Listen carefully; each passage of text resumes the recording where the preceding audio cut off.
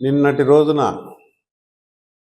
YCP parliament అధ్యక్షుడు వెంకట్రామరెడ్డి గారు press meet పెట్టి కూటమి ప్రభుత్వం వచ్చినాక రైతులకు ఏమీ చేయలేదని ప్రజలకు అవాస్తవాలను మాట్లాడి ప్రజలను పక్కదారి పట్టించడానికి ఆయన మాట్లాడిన మాటలు రాష్ట్రంలో విపత్తులు వచ్చినప్పుడు ఒక ప్రతిపక్షంగా ఉన్న పార్టీ దానికి మద్దతుగా ఉండాలే కానీ తుఫాను వచ్చి మా ముఖ్యమంత్రి వర్యులు చంద్రబాబు నాయుడు గారు అహర్నిశలు రాత్రింబవుళ్ళు ఆయన రాష్ట్రం పైన ప్రత్యేక శ్రద్ధ వహించి ఒక హెడ్ క్వార్టర్లోనే సచివాలయంలోనే రాత్రి 1 గంట వరకు అక్కడ ఉండి అదేవిధంగా మా నారా లోకేష్ బాబు గారు అయితే పవన్ కళ్యాణ్ గారు అయితే అంతమంది మంత్రులైతే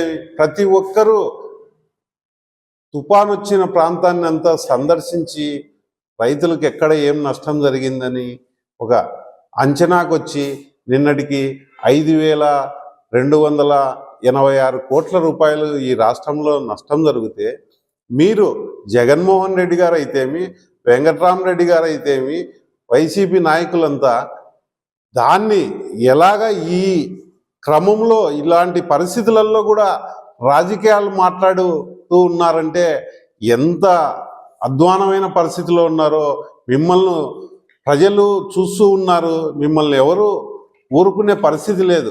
ఓ పక్క రాష్ట్రంలో అల్లాడిపోతుంటే మీరు దాన్ని కూడా డైరెక్ట్ పాలిటిక్స్గా వాడుకోవడము, డైవర్షన్ పాలిటిక్స్గా వాడడం మీకు ఎప్పుడు ఇది వెన్నతో పెట్టిన విద్యగా మాట్లాడడం మీకు అలవాటైపోయింది. రైతాంగం గురించి మీరా మాట్లాడేది? వరి రైతులకు మేము ధాన్యం కొనుగోలు చేస్తే 48 గంటల్లో వాళ్ళ అకౌంట్లలో వేసాం. మీరు గత ప్రభుత్వంలో మేము ప్రతిపక్షంలో ఉన్నప్పుడు మీరు అధికారంలో ఉన్నప్పుడు 2,000 పైచిలకు కోట్ల రూపాయలు రైతులకు బకాయిలు ఉంటే మొట్టమొదటిసారిగా వాళ్లకు డబ్బులు ప్రభుత్వం వచ్చిన వెంటనే వేయడం జరిగింది. ఇలా చెప్పుకుంటూ పోతే ఎన్నో రైతాంగానికి.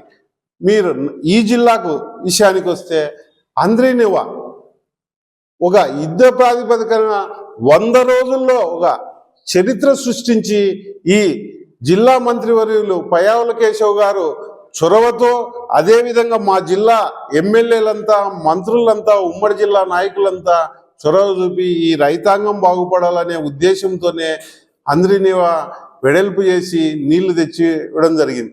ఇవన్నీ చూస్తుంటే మీకు ఎలాగుందంటే ఎక్కడ మమ్మల్ని మర్చిపోతారో రైతాంగము ప్రజలు ఓ పక్క అనే ఉద్దేశంతో ఏదో ఒకటి మాట్లాడాలనే పబ్బం గడుపుతున్నారు. కానీ లేకపోతే మీరు ప్రజలకు మేలు చేసే విధంగా ఏమాత్రం కూడా మీరు లేరు. ఎందుకంటే వైసీపీ అధికారంలో ఉన్నప్పుడు ఏ ధాన్యం కొనుగోలు కేంద్రాలు పెట్టి మీరు ఎంతవరకు అప్పుడు ప్రజలకు మేలు చేసే విధంగా చేశారో ఒక్కసారి మీరు ఆలోచించుకోండి. మీరు ఆత్మసాక్షిని పరిశీలించండి ఒక్కసారి. ధాన్యము రైతుల గురించి మీరు మాట్లాడే అర్హత ఏ మాత్రము ఈ వైసీపీ పార్టీకి లేనే లేదని తెలియజేస్తున్నాం. అదేవిధంగా బిందు సేద్యంలో టీడీపీ ప్రభుత్వం దేశంలోనే అనంతపురం జిల్లాను అగ్రగామిగా నిలిపితే మీ వైసీపీ హయాంలో అది పూర్తిగా నిర్లక్ష్యం వహించారు. గత 14-19లో మేము నిలిపితే మీరు పూర్తిగా నిర్వీర్యం చేసి పెట్టారు.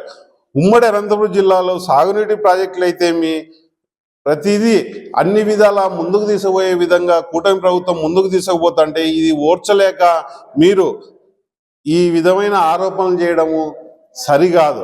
అదేవిధంగా ఏదో మీ పార్టీ ప్రోగ్రాములు చేసుకుంటున్నారు, 1,00,00,000 సంతకాలని చేసుకోండి. అది కూడా మొన్న 3 రోజుల కిందటేమో కోర్టుకు కూడా దానిపైన వెళ్ళారు.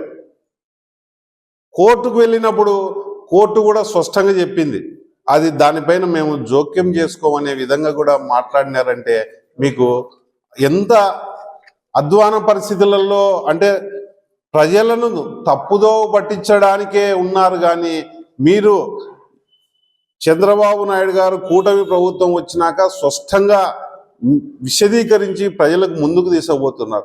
అదేవిధంగా ఈ రాష్ట్రంలో ఆ రోజు ముఖ్యమంత్రి వర్యులు చంద్రబాబు నాయుడు గారు ఉమ్మడి రాష్ట్రం ఉన్నప్పుడు సాఫ్ట్వేర్ రంగానికి ఎలాగా ఆయన నిర్మాతగా ఆయన ఒక చరిత్రగా యువతకు భవిష్యత్తు తెచ్చాడో, ఈరోజు కూడా మా నాయకుడు నారా లోకేష్ బాబు గారు గూగుల్ అంటే నారా లోకేష్ బాబు గారే తెచ్చారనే ఒక చరిత్ర నిలిచిపోయే విధంగా ఉంది.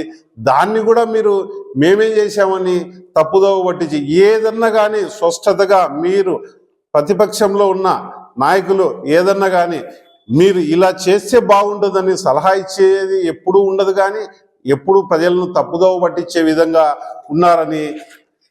అదే విధంగా పోతే విత్తన పంపిణీ కార్యక్రమాలు ఏమీ చేయలేదు అని మన ఈ ఖరీఫ్ అయితే మేము 24లో వచ్చినప్పటి నుంచి 4 పర్యాయాలు రైతాంగానికి విత్తనాలు పంపిణీ చేయడం జరిగింది.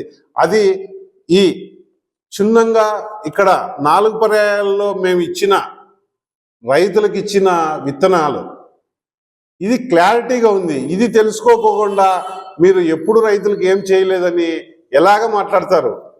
అదేవిధంగా పోతే కూటమి ప్రభుత్వం వచ్చినాక 2024 వచ్చిన తర్వాత ప్రధానమంత్రి ఫసల్ బీమా యోజన పథకం కింద అనంతరం మొత్తం బీమా 5,88,38,038 చిల్లర ఇవ్వడం జరిగింది రైతులకు. అన్నదాత సుఖీభవ కింద అదేవిధంగా 25-26లో మొదటి విడత కింద కూడా జిల్లాకు రైతులకు చెల్లించడం జరిగింది. ఈ విధంగా రైతుల ప్రభుత్వం ఏదన్నా ఉందంటే అది కూటమి ప్రభుత్వంగా చెప్పుకోవచ్చు. మీరు చెప్పే మాటలు ఎవరు వినే పరిస్థితులలో లేరని మీ వైసీపీ నాయకులకు మరీ మీరు తప్పుడు ప్రచారాలు మానుకోవాలని తెలియజేస్తున్నాం.